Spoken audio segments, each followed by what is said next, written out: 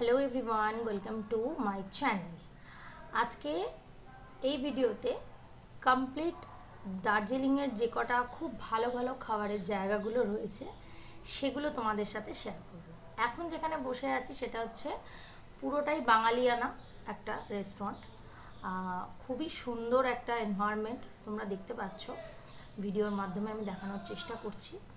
এটা আমরা সেদিন গেছিলাম যেদিন আমরা দার্জিলিংয়ে পৌঁছাই। রেস্টুরেন্টের নাম ছিল 16 আনা বাঙালি, মানে পুরো বাঙালিদের মতোই একদম খাবার দাবার। তো যেহেতু অনেকটা জার্নি করে আমরা পৌঁছেছিলাম, তাই সেদিন রাতটা আমরা নর্মাল বাঙালি খাবার দাবারের মধ্যেই ছিলাম। তবে প্রচণ্ড কস্টলি, এটুকু তোমাদের জানিয়ে রাখতে পারি। তার পরের দিন আমরা ইভিনিংয়ে ঠিক দার্জিলিং মলের একদম কাছাকাছি ছিল এই যে জায়গাটা তোমরা দেখছো, এটা ছিল দ্য রিঙ্ক মল। তো এই জায়গাটা, এই যে ছোট ছোট স্টলগুলো দিয়েছে, বিভিন্ন রকমের খাবারের স্টল রয়েছে।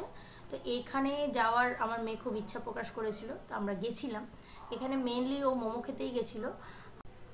তবে একটা কথা বলতে পারি যে আমি যেহেতু গ্যাংটক সিকিম ঘুরেছি, সেখানকার মোমো খেয়েছি। এই দার্জিলিংয়ের মোমোটা আমার খুব একটা ভালো লাগেনি। তবে ওয়েদার, ওখানের যা ঠান্ডা ঠান্ডা ওয়েদার ছিল, সেই জায়গায় এইরকম গরম গরম মোমো ভালোই লাগছিল, খুব একটাও খারাপ লাগেনি। তবে ওই টেস্টটার সাথে এখনও পর্যন্ত আমি কলকাতায় যে মোমো খাই, ওই টেস্টটার সাথে এখনও পর্যন্ত মিল খুঁজে পাই না। ওভারঅল জিনিসটা ঠিক ছিল, ঠিকঠাক ছিল জায়গাটাও, মানে তোমার সময় ভালো কাটানোর জন্য একটা ভালো জায়গা ছিল এখানে। তবে এটা ম্যালের একদমই কাছে ছিল দ্য রিঙ্ক মলটা। দেখতেই পাচ্ছ রাস্তাঘাটের ভিড়, দেখতে পাচ্ছ ট্যুরিস্টদের ভিড় তোমরা দেখতে পাচ্ছ। আর বৃষ্টি মাঝে মাঝেই পড়ছিল, তাই ওয়েদার খুব একটা ভালো একদমই ছিল না। মোটামুটি এই যে সময়টার কথা তোমাদেরকে আমি দেখাচ্ছি, এই যে সময়টা, সেই সময়টা ছিল অলমোস্ট 9টা, এরকমই টাইম ছিল এখানে। এরপর আমরা পরের দিন গেছিলাম কেএফসিতে, সেটা দার্জিলিং ম্যালের কাছেই ছিল। সেখানে আমার মেয়ে সেটাও বায়না করেছিল যে ওখানে গিয়ে খাবে। তারপর ঠিক কেএফসির সাথেই লাগোয়া ছিল দোতলায়, সেটা ছিল অলিভ বলে একটা রেস্টুরেন্ট, পুরো ভেজ। তবে আমরা কোথাও গেলে চেষ্টাই করি যে ভেজ খাবারটাই খাবো, যাতে শরীরও ভালো থাকে। এইখানকার এনভায়রনমেন্টটা কিন্তু অসাধারণ ছিল। ভিডিওতে কতটা তোমরা বুঝতে পারছো আমি জানি না, তবে চারিদিকটা এত সুন্দর করে সাজানো, আর এত আস্তে আস্তে একটা মিউজিক চলছে। মিউজিকটা ছিল একদম সুদিং একটা মিউজিক, যাতে কপিরাইট না আসে সেই জন্য আমি পুরো অফ করে দিয়েছি মিউজিকগুলো। আর এটা ছিল গ্ল্যানারিজের একদম অপোজিটে, যে কারণে আমি তোমাদেরকে এখান থেকে গ্ল্যানারিজের টপ ভিউটা দেখাতে পারবো। এখানকার খাবারের কথাটা আগে তোমাদেরকে বলে দিই, ইনফরমেশন কিছু দিয়ে দিই। এখানে পুরোটাই ভেজ খাবার তোমরা পাবে। আমরা গেছিলাম ছোলে ভাটুরে খাওয়ার জন্য, বাট ওটা সেই দিন ওই মুহূর্তে অ্যাভেলেবেল ছিল না। ওটা মর্নিং ব্রেকফাস্টে গেলে আমরা পেতাম, বাট আমরা গেছিলাম লাঞ্চে। বাট লাঞ্চেও অনেক লেট হয়ে গেছিলো, আমাদের মোটামুটি 4টে সাড়ে 4টে বেজে গেছিলো। তো সে কারণে আমরা লুচি তরকারি অর্ডার করেছিলাম, কারণ অত বেলায় আর ভাত খাবো না বা রাইস জাতীয় কিছু খাবো না বলে। এত কোয়ান্টিটি, এতটাই পরিমাণে বেশি দেয়, আর দাম ছিল একদম রিজনেবল প্রাইসে, যে আমরা প্যাক করে নিয়েছিলাম। দুজনে খেয়ে উঠতে পারিনি, তাই প্যাক করে নিয়ে নিয়েছিলাম।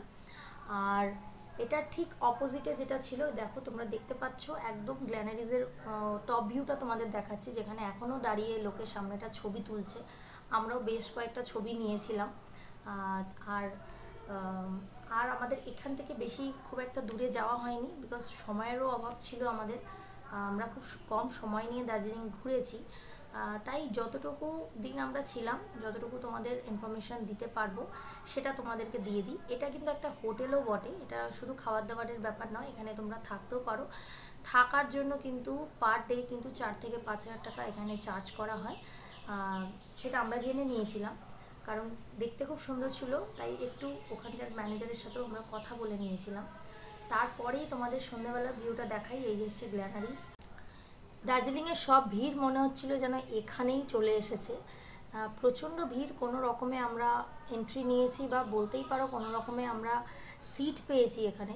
তো এখানে খাবার দাবারের ইচ্ছা একদম ডে 1 থেকেই ছিল, কিন্তু সময় সুযোগ হচ্ছিল না, তাই এখানে আমরা মেবি থার্ড ডে দিন আমরা গেছিলাম।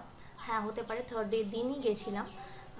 প্রচণ্ড ভিড় এখানে, তোমাকে গিয়ে তুমি বসে থাকার তোমার সময় নেই, তোমাকে ঝটপট করে গিয়ে অর্ডার করতে হবে যে তোমার কী চাই। তো আমরা ফার্স্টে গেছিলাম স্ন্যাক্স আইটেমের দিকে, যে আমরা এখন এই মুহূর্তে সন্ধ্যেবেলা, তো তো সন্ধ্যেবেলা আমরা কিছু স্ন্যাক্স বা চা কফি এগুলোই খাবো। তবে সত্যি এনভায়রনমেন্টটা এতটাই সুন্দর যে ওখানে মনে হচ্ছিলো কিছুক্ষণ চুপ করে বসে থাকে, কিন্তু এতটাই বিজি একটা রেস্টুরেন্ট যে তুমি চুপ করে বসে থাকার মতো তোমার সময় নেই, তোমাকে ঝটপট অর্ডার করতে হবে। আর আর ওদের 8:30টার মধ্যে মেবি নিচের যে এটা হচ্ছে গ্রাউন্ড ফ্লোরটা, এটা ক্লোজ হয়ে যায়। আর ওপরে ছিল ওদের রেস্টুরেন্ট, যেটা 9:30টার মধ্যে ক্লোজ হয়ে যায়। মানে 9:30টার পর কিন্তু কোনো রকম গেস্টদের ওরা আর এন্ট্রি দিতে পারবে না, এটা ওরা রিকোয়েস্ট করেই আমাদের বলছিল। আমরা অর্ডার করেছিলাম চা আর কফি। তো চা তো দিয়েছিল যে পরিমাণে, সেটা 3 জনের চা ছিল, 2 জনের তো একদমই ছিল না, মানে কোয়ান্টিটি এতটা পরিমাণে ছিল। তার সাথে অর্ডার করেছিলাম কফি। তো তোমাদেরকে একটা ইনসিডেন্টের কথা আমরা বলি এই ভিডিওর মাধ্যমেই, যে তোমরা এই ভিডিওতেই দেখতে পাবে যে একটা ছোট্ট কাপে করে আমরা একটা কফি অর্ডার করেছিলাম, বিকজ আমার মেয়ে বলেছিল কফি খাবে। তো যে মেয়েটা সার্ভ করেছিল সেই মেয়েটা যখন এসে আমাদের দিল প্লাস বললো যে এটা কে খাবে, তো আমরা বললাম বাচ্চা খাবে। তো বললো এটা বাচ্চা তো খেতেই পারবে না, বিকজ এটা অনেকটা কড়া।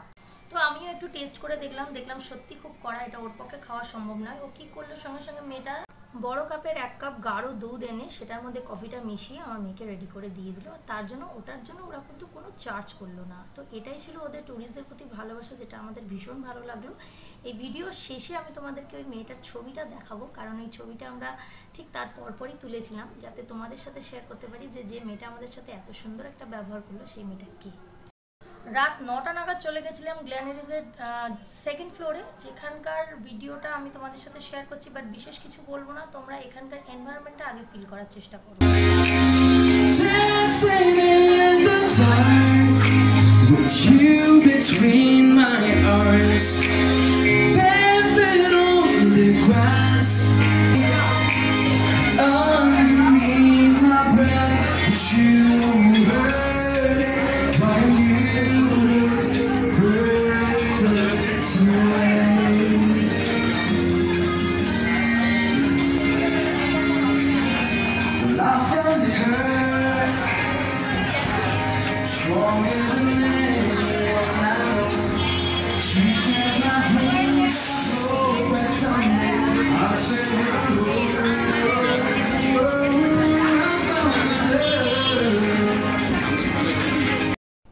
বন্ধুরা কিছু ফিল করতে পারলে এরকম একটা সুন্দর পরিবেশ, তার সাথে লাইভ গান চলছে, অপূর্ব দৃশ্য, তার সাথে তোমার সামনে তোমার পছন্দের খাবার, আর কি চাই।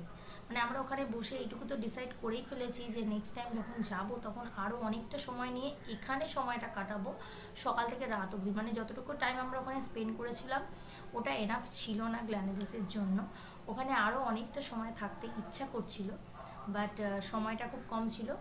তাই আমরা ঝটপট ডিনার সেরেই আমরা বেরিয়ে পড়েছিলাম। তবে বেরোনোর সময় যে ওরা যে এক্সিট পয়েন্টটা আমাদের দেখিয়েছিল সেটাও অপূর্ব ছিল, সেটাও তোমাদের সাথে না শেয়ার করে পারলাম না। এখানে দাঁড়িয়েও বেশ কটা ছবি আমরা তুলেছি। আর এই যে মানে এটার এন্ট্রান্সটা যতটা সুন্দর ছিল এক্সিটটাও ততটাই সুন্দর ছিল। আশা করি তোমাদেরকে এই ভিডিওর মাধ্যমে অনেক কিছু ইনফরমেশান দিলাম। যদি আগামী দিনে তোমরা দার্জিলিং যেতে চাও তাহলে এই জায়গাগুলোতে অবশ্যই ভিজিট করো, তাহলে তোমাদেরও ভালো লাগবে। আর যেখানেই আমরা যাই না কেন খাওয়া দাওয়ার একটা ঝামেলা থাকেই, সেই ঝামেলাগুলো আশা করি তোমরা আর তোমাদের পোহাতে হবে না। পুরো ভিডিওটা তোমাদের ভালো লাগলে সঙ্গে থেকো। Thank you.